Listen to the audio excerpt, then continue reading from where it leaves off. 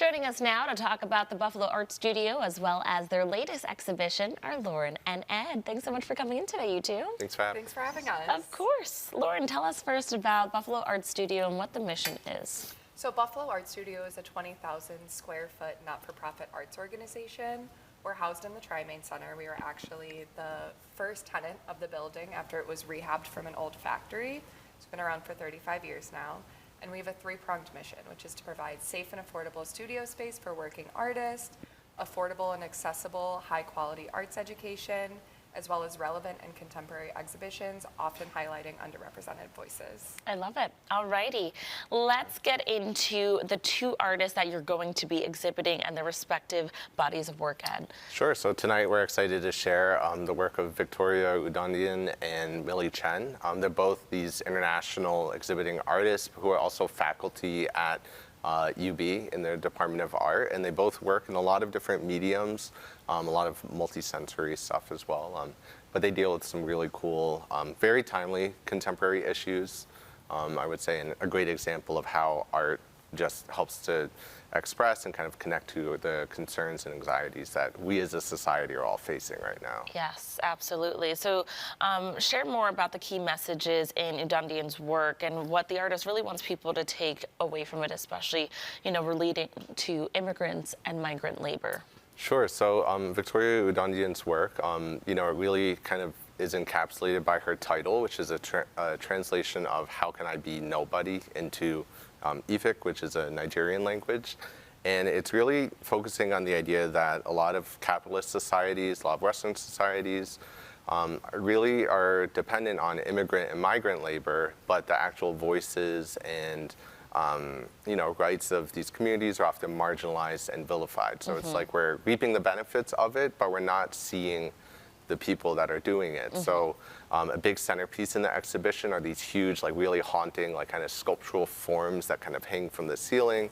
And they're kind of all in headscarves and hijabs from different materials, but there's no body there, So it kind of is playing off that idea that that we see the fruits and the product of labor, but we don't always see or care about the people behind it. Okay.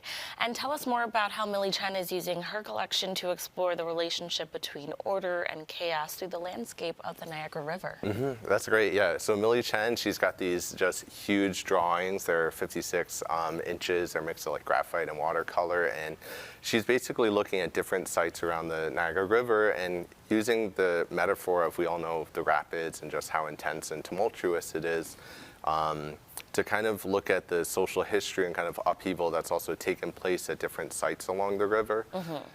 So, for example, one of the pieces, one of the centerpieces is Peace Bridge, and it talks about how, this was a big construction onto the landscape, and in building it, they unearthed a lot of different artifacts from a lot of First Nations and indigenous and native communities to the area, and just highlighting that we don't necessarily see that. We see this massive structure of the Peace Bridge. Many of us drive over it all the time, but we don't necessarily think about what histories and of the people who came before that are there. So both of these artists are trying to kind of peel back a layer of and the mask of the people that came before us and are doing the work that are the unsung heroes of how our society has been able to work and progress. Yeah, definitely. And not to be too on the nose, but with the Niagara River, but it's kind of looking beneath the surface, and kind of thinking about, okay, we see all these rapids and all these kind of tumultuous, turbulent stuff, but what's causing all of that, or what's the kind of the underpinnings of that we don't see.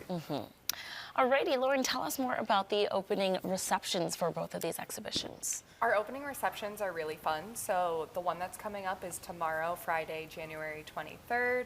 M&T Bank sponsors all of our opening receptions, so that allows us to stay open for extended hours from 5 to 8 p.m.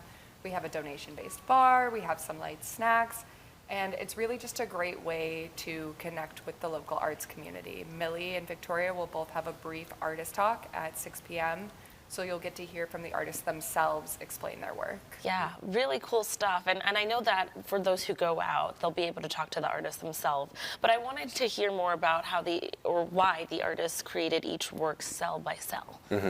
So yeah, with Millie's work, a lot of it, you'll notice when someone sees it, you'll see that kind of grid effect, and you might think initially, oh, she did the image and then worked on the grid after, just kind of overlaid it like a fishing net or something. But she actually created each larger work by just starting at the little 1-inch cells along with it, and it again plays into that idea of hidden histories or hidden stories, with the idea sometimes like, oh, when colonists and when we kind of discovered North America, the idea that it was empty land, right? So the idea that every cell is a whole in and of itself, but also part of a greater whole. That's really the message that she's trying to share, is the idea that when you look down into the details, there are all these little stories, all of these little experiences, conflicts, everything that we don't necessarily see. That make up one greater picture. Yep. That we meet now. Really cool stuff. It sounds like it's going to be a great exhibition. So thank you so much for coming in and sharing more about it. Viewers, if you want to go, the opening reception for these 2 exhibitions will be this Friday, tomorrow, at the Buffalo Art Studio, but they will be on display until March 14th. So you can learn more about these works and the mission of the Buffalo Art Studio by visiting buffaloartstudio.org. Thanks again for coming in. Thank you. Thank you.